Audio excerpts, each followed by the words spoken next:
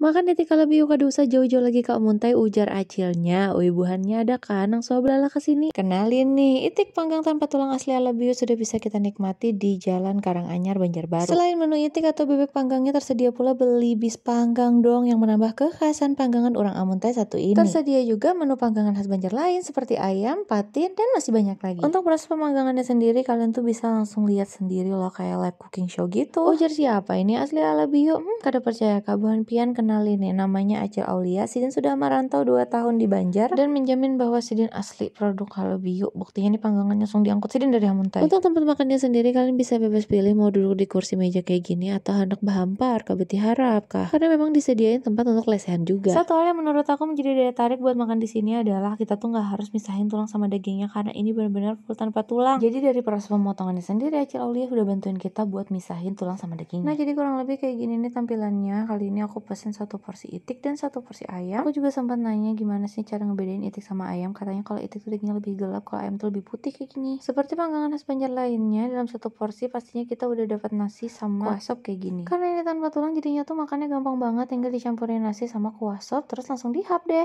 Ya aja lah banget makannya nih. Aku kasih lihat ya, ini bener-bener nggak ada tulangnya loh. Untuk harganya sendiri dimulai dari harga 20 ribuan aja. Kalian bisa langsung makan di sini atau pesan online. Ayo, siapa nih pecinta itik Alabiu juga, langsung cobain aja yuk.